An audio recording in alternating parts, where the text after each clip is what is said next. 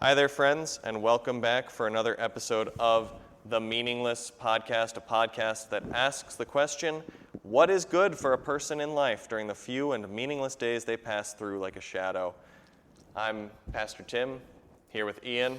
How you doing? It's a rainy day outside, but we're sitting here around God's Word. Oh, my kind of weather.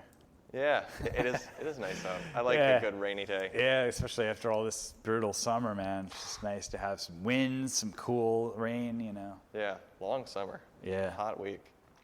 All right, so let's get to it. We're looking at chapter 6 in Ecclesiastes. So, last time we were kind of talking about, when man, how do we enjoy our possessions? How do we enjoy the gifts that God has given us? And not always trying to think of it as, something material, but in this case, maybe it is, but something very simple, just simple as, enjoying our work, what we do. And our toil and our work doesn't always have to be our job. It could be our family, our friends, church, our community, and just eating and drinking, enjoying the simple things. The whole eating and drinking thing, I kind of had this thought the other day, that it really is eating and drinking is just part of the whole cycle. And when you're talking about the other, right? As Christians, we always think of the neighbor as a person. But I think this is kind of reflected in nature where the rabbit eats the grass and then the wolf eats the rabbit and we eat that. And this whole kind of cycle that we're always constantly dependent on each other in creation through eating and drinking. It's kind of weird how this whole cycle is kind of repeated here.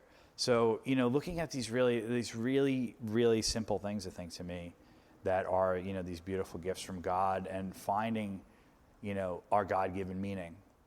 Because, especially we talked about last time too, the more wealth, the more possessions you have, the more you're going to be removed from other people.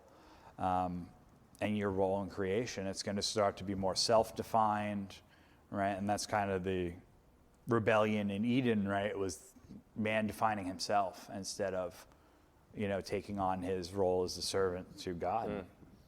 Mm-hmm. So, there's just some kind of little things I was thinking of, because I think 5 and 6 kind of really run in together. Yes. They have a theme. It's kind of like a thread. Yeah, there's a lot of overlap, and very possibly in the Bible you're reading, because the Bible that Ian and I have in front of us does it this way. Chapters 5 and 6 don't really have a division between them. Yeah. It just runs right in. Chapter 5 last week talked about, like Ian was saying, the futility of wealth. And in particular, chapter 5 talked about how futile it is to try and gain wealth through oppression of others, because that just never ends well. It's something that the oppressor cannot really enjoy. Yeah. Or it's ultimately taken away from them. All throughout history, we see examples of that. Yeah. Well, it's kind of funny you mentioned that because last week I went to the movies. I saw 1984. Oh. And there's a movie version with John Hurt. This one was made in the 80s, of course. It was actually made in 1984, I think. And it was good. It was good, but of course, they have a new documentary about Orwell playing at IFC Center in the city where I saw it. And it's, it's a whole propaganda thing, he was because he was anti-authoritarian, kind of totalitarian guy. But, the kind of thing that I saw, too, was that you're talking about the oppression. And, as Lutherans, we always talk about, the two kingdoms. And that book and the movie, too, the whole world is really when the state takes over the role of the church. It becomes God. There's even one great scene where he has this affair, or he falls in love with this woman, and they rent the room where they can, do their thing. And there's a picture on the wall of St. Clement's Church, and it was, I think, the little rhyme that it was oranges and lemons sing the bells of St. Clement's or something like that. Yeah. And it's sitting there, and it's this reminder of the old world of what it used to be, community, culture, God, all that stuff. And then, they're there a bunch of times doing their thing, and then it falls off one day, and there's a camera behind it, and they're being watched the whole time by Big Brother, who really, I see that, and going into this whole technology thing, was technology being used to oppress other people and, in a sense, try to emulate God's omnipotence or ultimate authority over truth and stuff like that. So it was just really, I just happened to see it at the right time. It's pretty cool. Yeah. to think about those, how the accumulation of wealth, then when you look at something like that in that kind of society, like you're using those kind of totalitarian methods to push all the resources up to the top. Like even something simple as a regular person not even knowing what coffee is, where only, the elite people know what that is. Like something we take for granted, especially as Americans. Yeah. Like if we don't have a cup of coffee in the morning, it's going to be... Don't talk to me. Yeah, going to be exchanging blows maybe, So that's just kind of, I always love how God kind of lines these things up for me, where it's just like, oh man, I was thinking about this thing, and then boom, there it is. So yeah, cool, man. Well, let's take a dive. Yeah, let's get into Ecclesiastes 6. It's a shorter chapter this week, 12 verses I'll be reading. So there at home, if you're sitting at home listening to this, grab your Bible, whatever.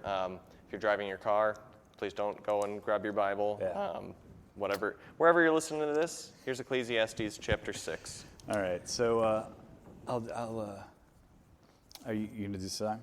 Yeah, I'll read. Yeah. Okay, sorry, I forgot. No problem. Here's Ecclesiastes chapter 6. I have seen another evil under the sun, and it weighs heavily on men.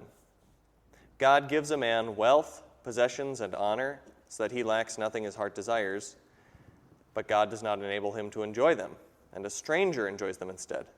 This is meaningless, a grievous evil. A man may have 100 children and live many years, yet no matter how long he lives, if he cannot enjoy his prosperity and does not receive proper burial, I say that a stillborn child is better off than he. It comes without meaning, it departs in darkness, and in darkness its name is shrouded. Though it never saw the sun or knew anything, it has more rest than does that man, even if he lives 1,000 years twice over, but fails to enjoy his prosperity. Do not all go to the same place? A man's efforts are for his mouth, yet his appetite is never satisfied. What advantage has a wise man over a fool? What does a poor man gain by knowing how to conduct himself before others? Better what the eye sees than the roving of the appetite. This too is meaningless, a chasing after the wind. Whatever exists has already been named, and what man is has been known. No man can contend with one who is stronger than he. The more the words, the less the meaning, and how does that profit anyone? For who knows what is good for a man in life during the few and meaningless days he passes through like a shadow? Who can tell him what will happen under the sun after he is gone? That's Ecclesiastes chapter 6. I just love that middle part right there. Always that one line, we kind of mentioned before we started recording, was that all man's efforts are for his mouth, yet his appetite is never satisfied. I love this, that this is kind of, if I remember correctly, this was written kind of later after Proverbs. So, you kind of have like these little parts in here that are very like very proverb heavy kind of feel to them. But I feel like the mindset here is quite different than, you still have the wisdom thing, which is kind of weird because I always love this kind of contrast between the wise and the fool.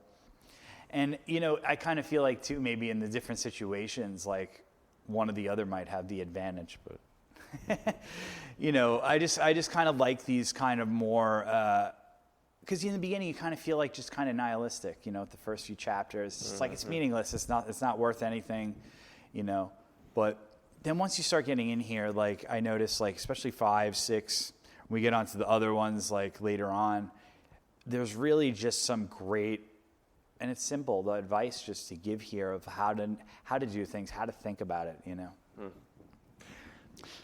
There's a line in that middle section, verse 8, the second half of verse 8, that I think is so funny. I think Solomon's being a little sarcastic, snarky. I don't know exactly what to call it, but when he asks, what do the poor gain by knowing how to conduct themselves before others?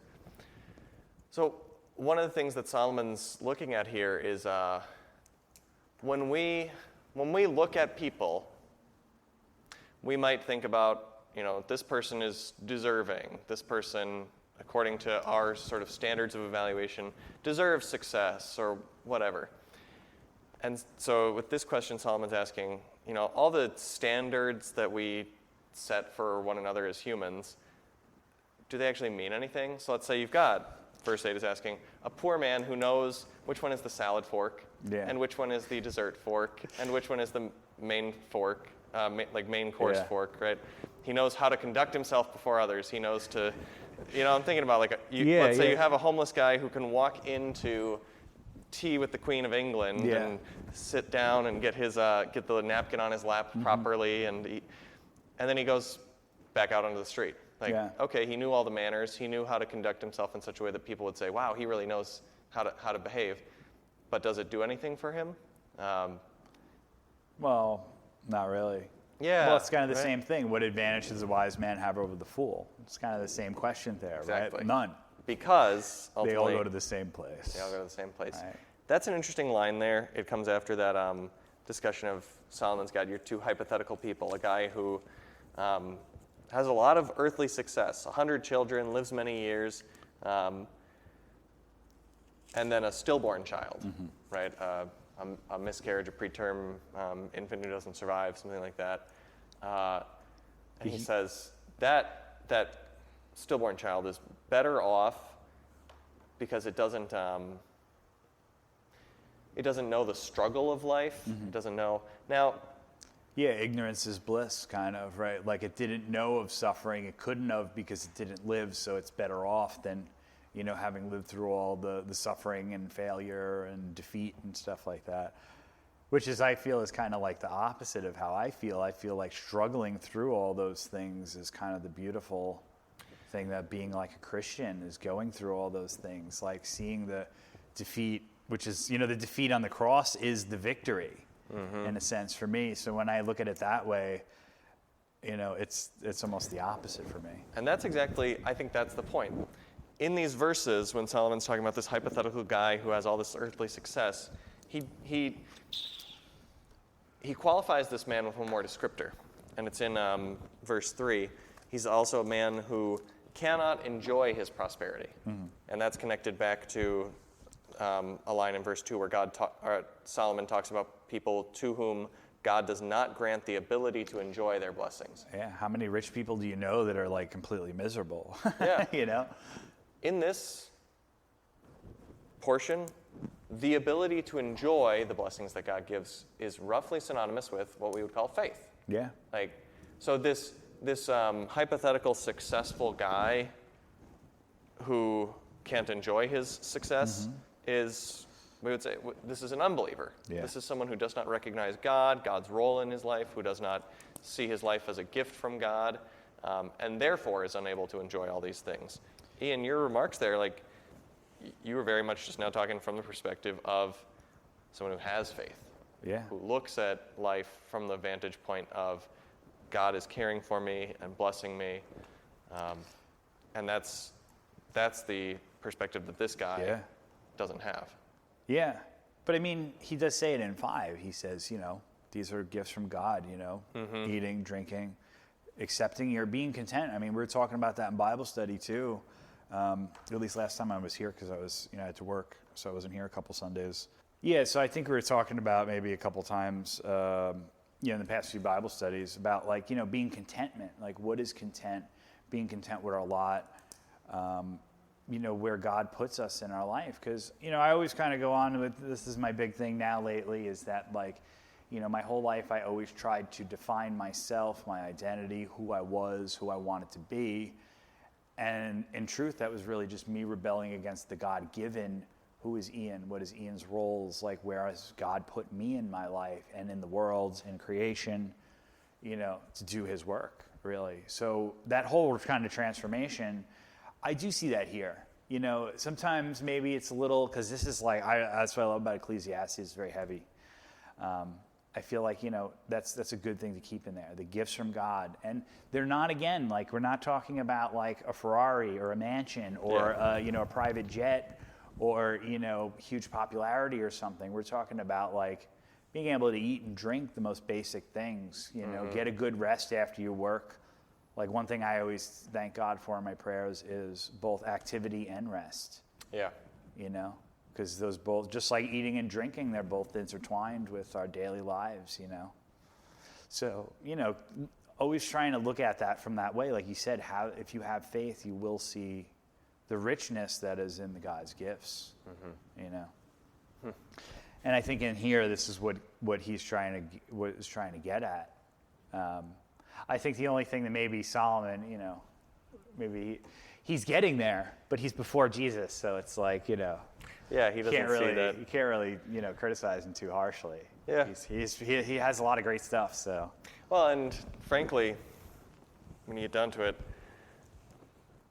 do we do much better of a job regularly than Solomon in keeping our eyes focused on God? And, I think we can look at ourselves often and say, even with the knowledge of who Jesus is and what he came to do, that we enjoy over an Old Testament believer like Solomon. Yeah. Same sinful heart, still struggling with all that. I agree. And I see, like I said, with that whole, these gifts from God, that you do see some kind of gospel-esque stuff in there. Absolutely. So there is a lot of stuff there, too, that you want to keep on. It's not all nihilism and darkness. That's not where he's telling you to go. No, it's not. And that was important to see that came at the end of chapter 5, before moving into this new section, where he talked about it's good for us to eat, to drink, to find satisfaction in our labor. Like, that is a good thing. It's a gift from God, and it is not nihilistic, but actually fully very meaningful. Yeah. That does actually, there is real meaning in doing that. It's not,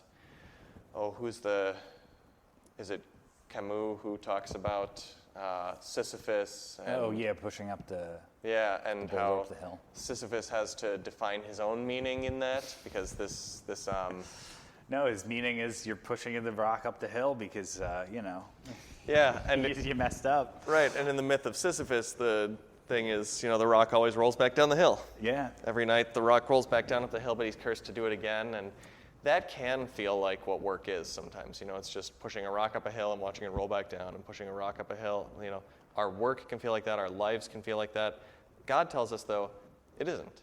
That, in fact, there is a greater thing being accomplished in the history of this world than rocks being pushed up hills to roll back down.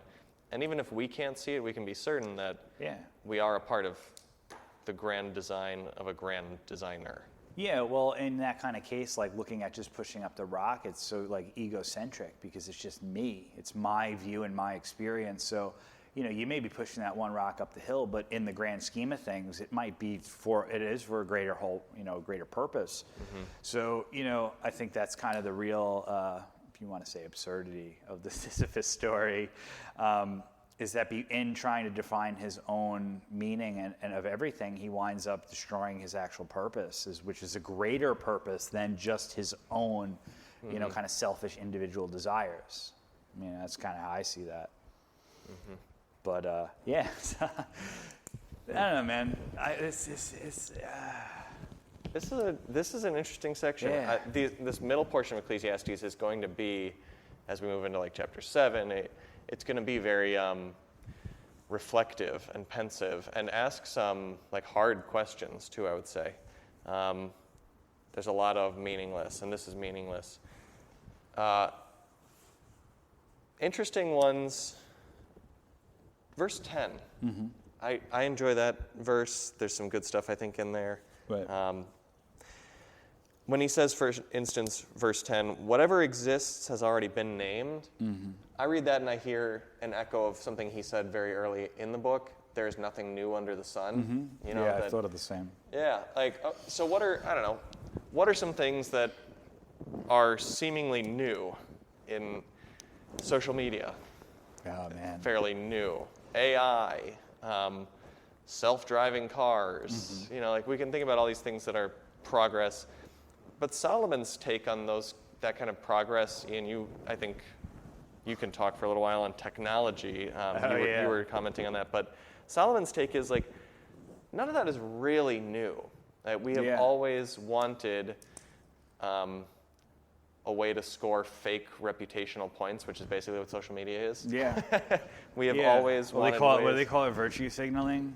Yeah, we've always wanted ways to claim clout and status without doing anything for it. And that was, I picked it up from Luther. He quoted Quintilian, who was an ancient Roman rhetorician. He was basically the standard that you studied in Luther's time. And he had a quote that he took from him, and he used in Bondage of the Will, where he said, people would rather appear to know than to actually know. And it's kind of that whole thing. You would want to, that's the whole kind of virtual signaling social media thing. You want to seem like this great, considerate, loving, thoughtful, person that's always fighting for the oppressed and, their struggle and stuff like that. But it's all performative.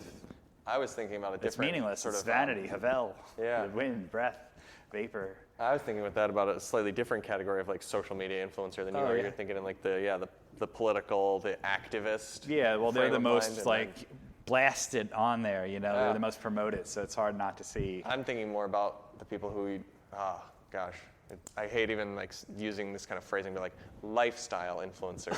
So the people who. It sounds very Luciferian. It's the people who, it's like the serpent said it in the It's garden. pictures of their vacation in Bali and their private jet or whatever. Look at me. Exactly. Look at me, Ma. Yeah. So we've always. Solomon would look at something like Facebook and say, "Yeah, this isn't actually new. Yeah. It's just people, showing off and looking for status." In a venue that didn't exist previously, but not a new thing. AI, like the way that people have always wanted to be able to gain knowledge without having to learn anything. Yeah, that's what it is. If that's not what we use AI for, I don't know. Self-driving cars and things like that. Well, we've always wanted labor-saving devices. Yeah, robots and then stuff like that. But then, here's the question is like, when it comes to robot, okay, well, you're making a robot is basically just replacing a slave. So like you're just making like a slave instead of like using a person as one. So like, I don't know, man. It's like, well, and it's kind of like, I look at it as rebellion in a sense to God, because like our punishment for the fall was that we have to toil and we have to labor to feed ourselves, to grow our families. It's interesting that you say too that's. And there is an aspect of that it was the punishment for the fall. But pre-fall, we were told to work. Post-fall, God tells us we will work and it'll be hard. And I often think, I don't think that it's any different, actually. There were thorns, the plants that God made, he was done making plants. Yeah. So there were thorns already. There were weeds. Mm-hmm. Even in the pre-fall world, we would have picked them. Now we just hate it. That's true. Yeah, I was kind of thinking of it more like, maybe pre-fall, like, you could go in with the hoe and do the whole field and like not be like tired and pain and agony and be like, this sucks. I hate this. Why am I doing this? I just want to quit. Like now it's like all that stuff is there. So that's kind of the distinction we resent work. Yes. I was trying to make is like that's our punishment is that we can't enjoy it. And that's why Solomon has to go in. And we need faith. Well, we can in faith. That's what I want to make sure I get. Yeah, I'm saying we can't enjoy it at all. That's the distinction that Solomon makes for us in Ecclesiastes. Like this is actually, and it is something that you need faith to trust this idea that yes, actually, work is a good thing that you can enjoy, because often it's hard to do that, and there are times too where. Here, I'm going to put on my Marxist hat for a second. Do the owners of the means of production exploit labor at times in history? Yeah, they do. Like it happens, We have good reason, perhaps, according to human experience, to be skeptical of the idea that like work is good for you. It can turn very big brothery, like you were talking 1984 earlier. Yeah. This is something that we actually have to approach with just faith and trusting, God tells me that work is a good blessing for me. Mm-hmm. And so even though it might not seem that way, mm-hmm. I might have reason to doubt that, I'll trust God's word anyways. Yeah. Yeah, I think, and it doesn't help, we keep talking about the social media because I know it's kind of the big thing in kind of our society now. And, I think a lot of part of it too is that you're sold these kind of commodified identities where you're always you're the only person that's in charge. I remember when the first Bible study we did on the new topic where it was, what was the word? It was so perfect, but it's this very. Was that the pride? Yeah, it was Bible like some study? kind of shallow postmodernism or something like that, where like basically it's Oh, like I know what you're. Yeah. yeah, but basically it's that, the only truth is your truth, and then like nobody else can tell you. It's like tantamount to like criticizing the Pope like during the medieval period, like you would be burned at the stake, excommunicated. So like, there is no, you're always defining yourself and your position. So like my, view as a Christian, God put me in a place, I just started a new job. It's tough, I worked in a kitchen for a little bit. I was doing like some ramen stuff. Now I'm going to be learning how to do a manager, but I got to learn everything from the beginning. That's not an easy job to do. Like, and people look down maybe on somebody that works, just cutting stuff or something simple like that. But that's not an easy job. There's a lot of physical activity. It's hot.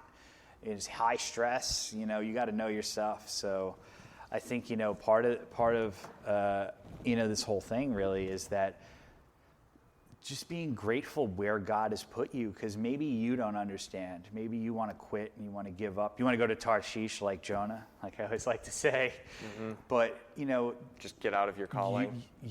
I think a lot of times we need to just stick in with it. And this doesn't, I'm using the job as an example of something for me that's maybe easily relatable, but it could be the family, it could be relationships, it could be friendships, it could be anything.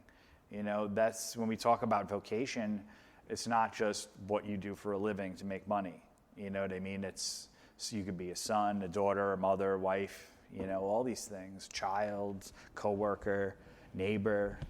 So, I think, again, really what we want to keep pushing through with the Ecclesiastes is the God-given roles, the God-given gifts.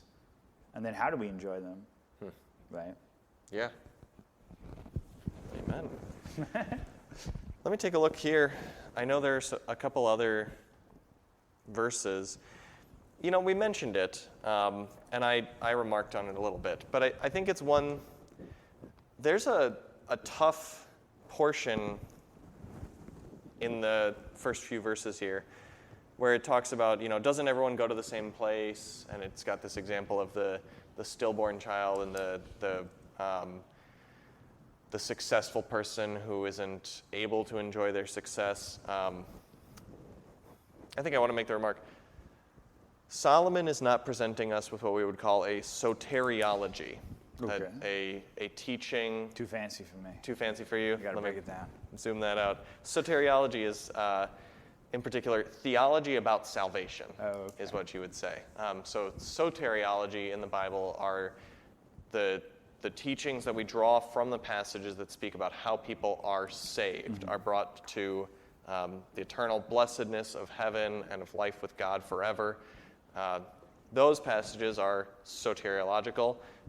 Solomon is not speaking soteriologically here, even though we hear something there that sounds very, doesn't everyone end up in the same place? Like that's the doctrine of some religions, is that everyone does end up in the same place, that everybody goes to heaven or that there isn't a heaven, whatever. That's not the biblical teaching, and this section isn't speaking about soteriology. It's instead just saying, from the perspective of life here on earth, if you've got a guy who is miserable all his life despite his successes, isn't a stillborn child better off than that guy? Like, that's the question that Solomon wants us to consider. Yeah, like I said before, ignorance is bliss, right? Not knowing or not even existing, kind of like Job, right? Job's like, I would have been better off not born, kind of thing, like then suffer through all this stuff and have to deal with this. So I think that's kind of echoed here too, where it's like, you're better off just not have lived at all. I hadn't thought about the connection to Job. I think you're right. I wonder if Solomon is drawing on Job.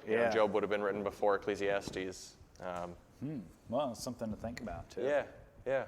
But no. But I kind of just thought of that immediately, because like he kind of goes on like, I wish I was never born, curse the day that I was conceived in my mother's womb, kind of thing. Like, so like this whole idea of, because, and I kind of feel that way too. Like, it is kind of pitiful. Like, it is sad to think about like somebody that had all these things. Because even I imagine myself, I'm not a materialistic person. I don't, even if I have money, I don't really spend. I'm pretty generous, actually. I tend to give money away or like, so I kind of see that way too. Like, I feel really bad in a sense sometimes when you think about people that have all this money and all this material wealth and stuff, and being so miserable. And like, I grew up in Deer Park. I grew up here, on the South Shore. So like, if you want from Long Island and you want a good kind of barometer, like, go shop here at ShopRite and then go to like Huntington and like Whole Foods and see like how different money makes people. But yeah, like my thing was always like, I would imagine like, oh man, if I had the money, I would do this thing. And you'd imagine like some cool thing that you would do, or like a really nice thing that you might buy and enjoy, or, but like, I just can't imagine I think the more that you have, and again, it goes into verse 7 here, a man's efforts are for his mouth and his appetite is never satisfied. The more wealth you have, the more wealth you're going to want. It's kind of this self-feeding thing. You're going to want more. You're going to want more possessions. You're going to want more power. You're going to want more anything. And this applies to not just, we're not just trying to rag on rich people, but this applies to even me and you, where it can be, whatever vices or sins or addictions you have, these are other appetites. You feed desire, and it feeds itself.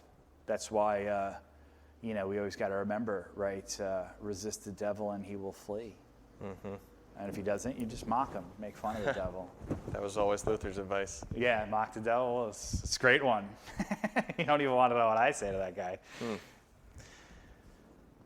But the last line here, verse 12. We've been talking about Sisyphus quite a bit. And again, if you're not familiar with the story of Sisyphus, there's a whole. He's a Greek myth, and a lot of European philosophers made a lot of hay, kind of treating his story and thinking about what does this myth communicate about the human experience. But the upshot of it is, in punishment for his actions that the Greek gods viewed as disrespectful and whatever, Sisyphus at the end of his life is condemned to. Well, not at the end of his life, I guess, is condemned to spend eternity pushing a rock up a hill every day, and then the rock when it reaches the top rolls back down, and he just has to walk back down afterward and push it back up. He's forced to do this. And a lot of philosophers took that in the absurdist or the existentialist or the nihilist camps and said, this is the human experience. Our lives are pushing rocks up hills and watching them roll back down and never being able to guarantee anything happening. And Solomon asks basically that question in the last line of verse 12 when he says, who can tell a person what will happen under the sun after they are gone? Will the things that if we think of our entire life as one day in the life of Sisyphus, we spend our whole life pushing the rock up the hill, and then we die. Will the rock stay there, or will it roll back down? We can't guarantee. But God can. Yeah. That's the thing that Solomon and the Bible ultimately comes around on. God can, to use a line that's used in the Psalms, prosper the work of our hands. He can actually make what we do last. Yeah, I'm glad you mentioned that, because he says even in the thing, why would God destroy the work of your hands? Right? Yes. When he says, go to God's house, be careful what you say when you approach God, but why would God destroy the hands of your work? God's the one that makes you prosperous in the first place. Yep. If you engage in faith, you can be certain, even if you don't see the results of something, or if something in particular doesn't work out the way that you wanted it to, you can be certain that God is nonetheless intending to prosper the work of your hands. So in chapter 7, when we get into it, it's a different portion than we found in Ecclesiastes so far. It's more like the book of Proverbs. It's a lot of individual quick sayings with Solomon giving us counsel for life. With the idea, as he just finished chapter 6, we can't guarantee the results of our lives. Mm-hmm. And so what we need to do is just take wise counsel from others, from God and his word, and put that into practice rather than trying to guarantee the results ourselves, figure things out ourselves. We should simply try to be to be and to act as wisely as we can and trust the results to God. That's going to be the message of chapter 7. Ian, that's really what I wanted to remark on here, friends. Ian, anything to remark on as we close out? Yeah, I just kind of came up with like a word in my head that I just was thinking of when you said that. It's almost like a passive activity. You know what I mean? Like it's not like completely active and it's not completely passive. There's like, I kind of feel like that too as a Lutheran. Like there's a passivity to a lot of this like divine monergism, but like, I'm still doing the physical motions, even if the Holy Spirit is the one driving me to do the good works and stuff. So that's kind of what I thought about. It's like this passive activity. You need to be passive in, understanding your role and contentment. You said counsel, whether it's from, wise people or people that know you well or from God. That was my answer. Who can tell you? What does he say? Who knows what is good for man in life during the few meaningless days he passes through like a shadow? Well, the Lord knows. And it's all right here in his word. Yeah. I mean, he's specifically given us the Bible so that we can know.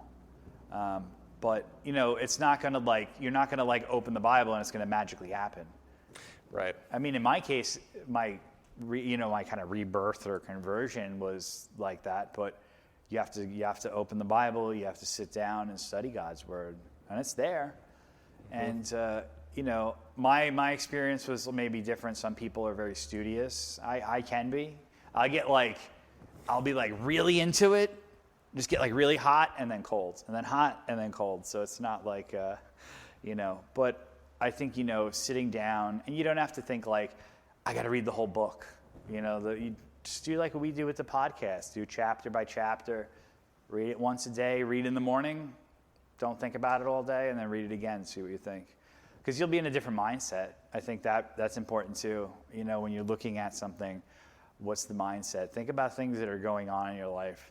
Because I feel like if you pray on it and you really have faith, God, the Lord will lead you where you need to be and where that answer is. Yep, absolutely. But be patient, because it doesn't always come when you want it.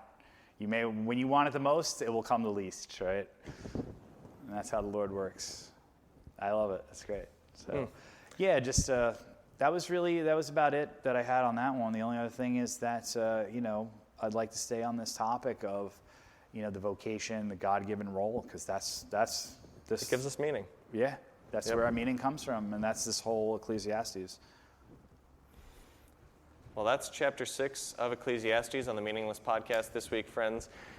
Something I've been meaning to mention, you can email us, meaningless@graceofgod.church. That's meaningless@graceofgod.church. Give us comments, feedback, ask any questions that these episodes raise for you. You can expect these coming out on Thursday mornings as they have been. That's our podcast for this week, friends. We'll be back next time with Ecclesiastes chapter 7. God be with you. Grace and peace be with you.